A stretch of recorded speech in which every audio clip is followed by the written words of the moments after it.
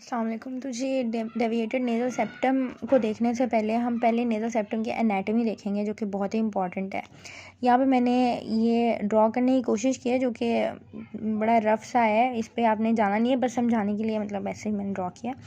अच्छा, तो ये हम देख सकते हैं। ये पहले तो हम बोन्स की बात कर लेते हैं, कौन कौन सी बोन्स जो हैं वो नेज़ल सेप्टम को बनाने में कंट्रीब्यूट कर रही हैं। ठीक है, तो सबसे पहले अगर हम देखें तो ये नोज़ का हमें स्ट्रक्चर पता है कि इस तरह नोज़ होता है। ये रूफ़ है इसकी, ठीक है, और रूफ़ ये पूरी भी इसकी रूफ़ है, ये फ्लोर है, ठीक है।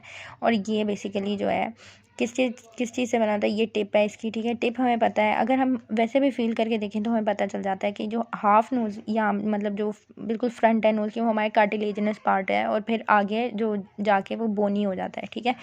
टिप जो है नोज़ की, that is made up of alar cartilage, ठीक है। अब बोन्स को देख लेते हैं हम।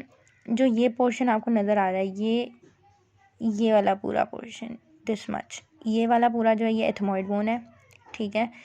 ये वाली पूरी बोन देखें अगर आप, ये यहाँ से जो स्टार्ट हो रही है, और ये वाली, ये तो खैर एलर कार्टिलेज हो गया ना।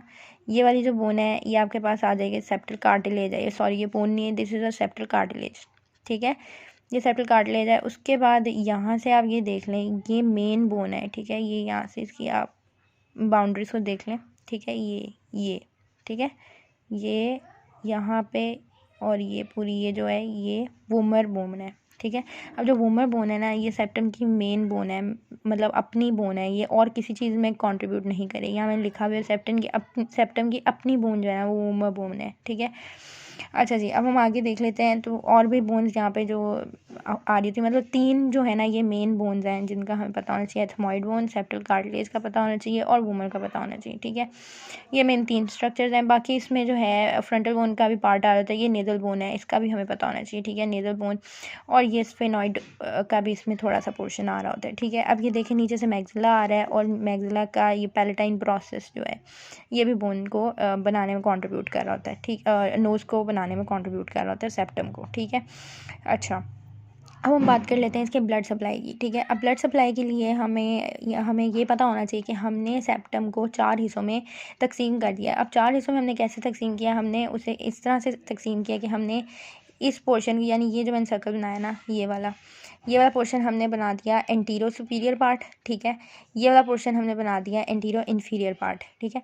ये पोर्शन हमने बना दिया ये पोर्शन हमने बना दिया है पोस्टीरो सुपीरियर पार्ट, ठीक है।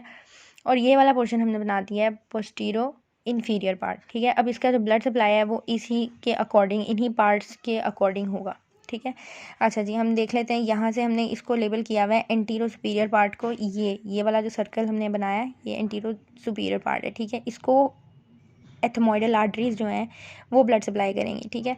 बात कर लेते हैं एंटीरो इन्फीरियर पार्ट की। तो एंटीरो इन्फीरियर पार्ट यानी ये वाला जो सर्कल है, इसको हमारे पास superior labial branch of facial artery जो है वो कर रही होती है। हमें पता है लेबियल ब्रांच जो है वो वैसे भी जॉ को कर रही होती है ब्लड सप्लाई, और ये जो है ये बिल्कुल जॉ के साथ जो है वो इसका लोकेशन है।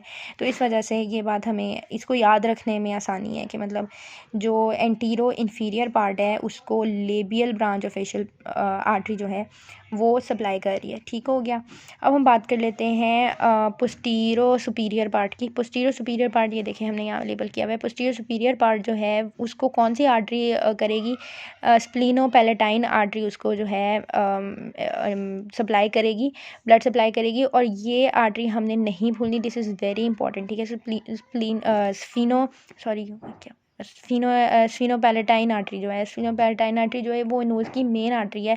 और मतलब एपिस्टैक्सिस जो बच्चों में हो रहा होता है उसमें भी इसका ही रोल होता है। इसी की मतलब काफ़ी दफ़ा एनास्टोमोसिस बन रहा होता है, कई दफ़ा गर्मियों में, या जैसे भी जिसको हम नक्सीर कहते हैं नॉर्मली, तो मतलब उसमें भी इसी का रोल होता है। इसी स्फीनोपैलेटाइन आर्टरी की जो ब्रांचेस हैं उनका बेसिकली एनास्टोमोसिस और उनकी जो रप्चर है बेसिकली वो दैट लीड्स टू एपिस्टैक्सिस, ठीक है।